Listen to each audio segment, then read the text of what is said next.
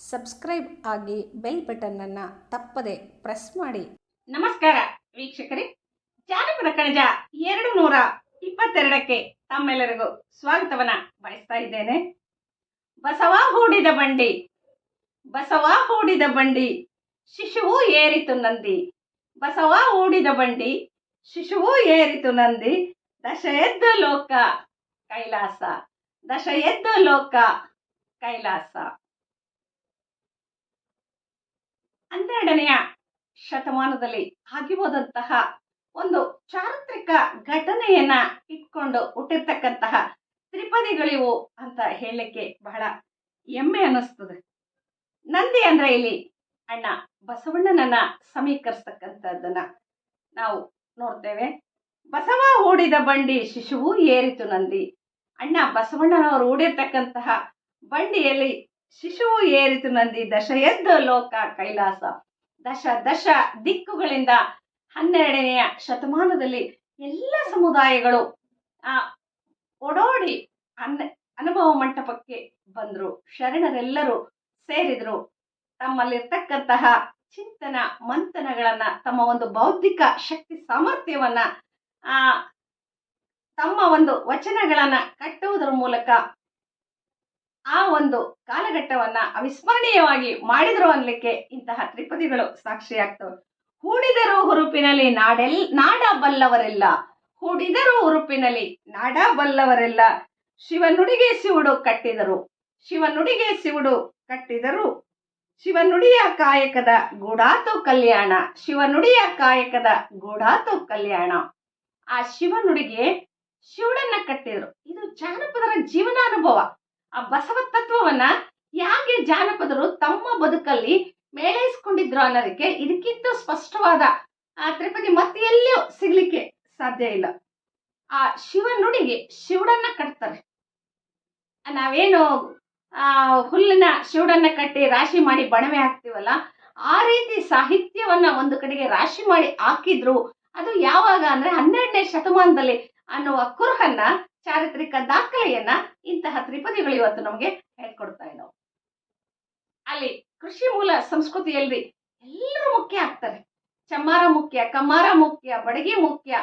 ಚಮ್ಮಾರ ನತಿಗರಿ ತಿರುಗಲಿಲ್ಲ ಅಂದ್ರೆ ಕೃಷಿ ಕೆಲಸ ಆಗ್ಲಿಕ್ಕೆ ಸಾಧ್ಯ ಇಲ್ಲ. ಕುಂಬಾರನ ಒಂದು ಕೆಲಸ ಮಾಡಿಲ್ಲ ಅಂದ್ರೆ ಅಲ್ಲಿ ಕೃಷಿ ಕೆಲಸ ಆಗ್ಲಿಕ್ಕೆ ಸಾಧ್ಯ ಇಲ್ಲ. ಎಲ್ಲರೂ ಪುಟ್ಟಿ ಎಣಿತಕ್ಕಂಥವ್ರಾಗ್ಬೋದು, ಎಲ್ಲರೂ ಬೇಕು.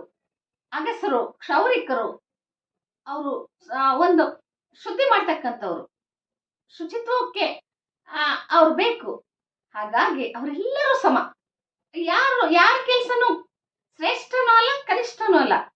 ಶಾನುಭೋಗ ಲೆಕ್ಕ ಬರಿಬಹುದು, ಗೌಡ ಊರು ಉಸ್ತುವಾರಿಕೆ ಮಾಡ್ಬೋದು. ಆದ್ರೆ ಎಲ್ಲ ಆಯಗಾರರು ಅಷ್ಟೇ ಶ್ರೇಷ್ಠ, ಅವರಿಗೆ ಸಮನಾಗಿರ್ತಕ್ಕಂಥವ್ರು. ಅವರವರ ಕಾಯಕವನ್ನ ಅವರು ನಿಷ್ಠೆಯಿಂದ ಮಾಡಿದಾಗ ಮಾತ್ರ ಒಂದು ಗ್ರಾಮ ಪರಿಪೂರ್ಣತೆಗೆ ಬರ್ಲಿಕ್ಕೆ ಸಾಧ್ಯ. ಈ ಸತ್ಯ ಜನಪದ ಸಮಾಜದಲ್ಲಿ ಇತ್ತು. ಜನಪದರು ಎಲ್ಲ ಒಂದ್ ಕಡೆಗೆ ಎಲ್ಲ ಆಯಗಾರರ ಒಂದು ಸಮಕ್ಷಮದಲ್ಲಿ ಕೃಷಿ ಬದುಕನ್ನ ಮಾಡಿಕೊಂಡು ಎಲ್ಲರೂ ಬಂದಂತಹ ಬೆಳೆಯನ್ನ ಹಂಚಿ ತಿಂತಕ್ಕಂತಹ ಒಂದು ಆ ವ್ಯವಸ್ಥೆಯಲ್ಲಿ ಎಲ್ಲೋ ಒಂದಷ್ಟು ಡೊಂಕುಗಳು 12ನೇ ಶತಮಾನದಲ್ಲಿ ಬಹುಶಃ ಕಾಣಿಸಿರ್ಬೇಕು ಅನಿಸ್ತದೆ. ಆ ಡೊಂಕುಗಳನ್ನ ತಿದ್ಲಿಕ್ಕಾಗಿನೇ ಅಣ್ಣ ಬಸವಣ್ಣನವರು ತಳ ಸಮುದಾಯವನ್ನ ಒಪ್ಪಿಕೊಂಡ್ರು, ಕರೆಸಿದ್ರು. ಅನುಭವ ಮಂಟಪಕ್ಕೆ ಅವ್ರಿಗೆ ಮಾರ್ಗದರ್ಶನವನ್ನು ಕೊಟ್ಟರು. ಅವರೊಳಗಿರ್ತಕ್ಕಂತಹ ಬೌದ್ಧಿಕತೆಯನ್ನ ಒಂದಷ್ಟು ಚಲನಶೀಲತೆಗೆ, ಕ್ರಿಯಾಶೀಲತೆಗೆ ಒಳಪಡಿಸಿ ಹೊರಗೆ ತಂದ್ರು. ಆ ಸಂದರ್ಭದಲ್ಲಿ ಹುಟ್ಟಿರ್ತಕ್ಕಂತಹ ಆ ವಚನಗಳಿಗೆ ಹೇಳ್ತಾ ಇದ್ರೆ, ಶಿವನುಡಿಗೆ ಶಿವುಡು ಕಟ್ಟಿದರು. ನಮ್ಮ ಜನಪದರು ಹೇಳ್ತಾ ಇದ್ರೆ, ಶಿವನುಡಿಯನ್ನ ಶಿವುಡು ಕಟ್ಟಿ ಒಂದ್ ಕಡೆಗೆ ಹಾಕಿದ್ರು. ಆ ಮಟ್ಟದಲ್ಲಿ ಬೌದ್ಧಿಕತೆ ಸಾಮಾನ್ಯ ಒಂದು ನಿರ್ಲಕ್ಷಿತ ಕುಟುಂಬಗಳಿಗೂ ಸಹ ಆ ಬೌದ್ಧಿಕತೆ ಆ ಕಾಲಘಟ್ಟದಲ್ಲಿ ಬಂದಿತ್ತು.